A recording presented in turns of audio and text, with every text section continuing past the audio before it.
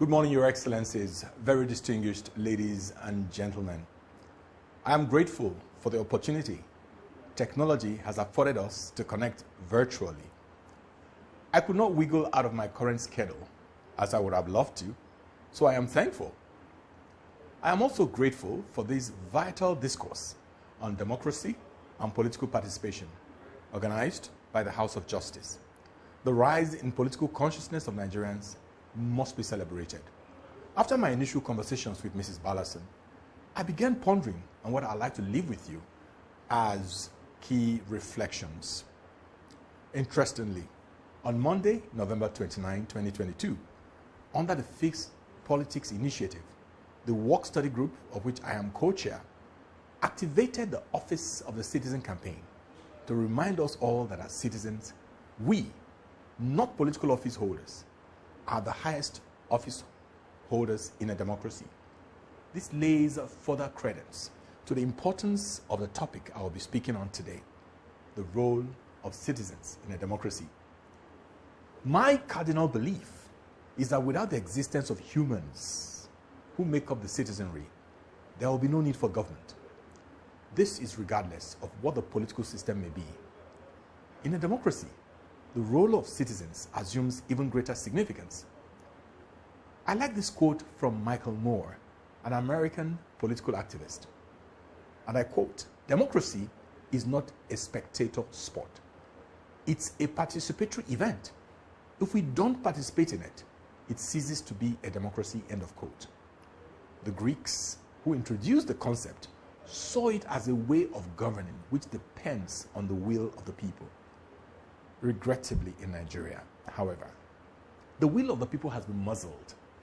We have strayed far off from the initial ideal to what has been described by Dr. Obi Ezekwesili of the Fixed Politics Initiative as a monopolistic democracy, which is democracy by a powerful group of dominant parties, or oligopolistic in practice, which is a dominant political power manipulated by groups of powerful individuals. The ideal represented in the triangular pillars of democracy has been grossly abused. The triangular pillars of democracy represent agencies such as INEC, the judiciary, and the National Assembly, which collectively make up the regulators of our democracy and sit at the apex of the triangle. At the base are the political class on the left side and the electorate on the right side, who ought to have the power to elect their political leaders. Unfortunately, the political class has completely usurped the power of the citizens, sometimes in collusion with the regulators at the apex. But in many ways, the problem with our democracy lies with us, the people, the citizens. Thankfully, we can also provide the solution.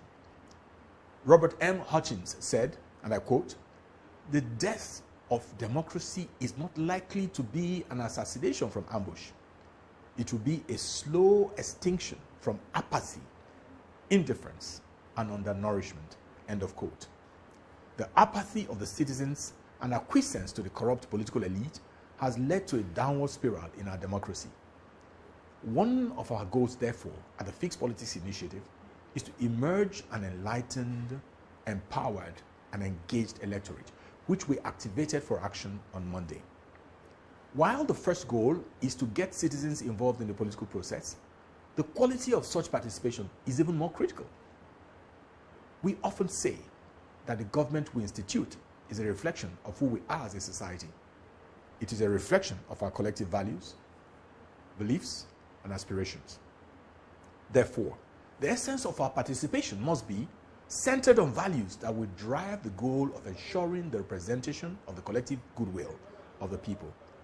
These values of hard work, collaboration, good character, capacity, competence, and an appreciation and celebration of integrity.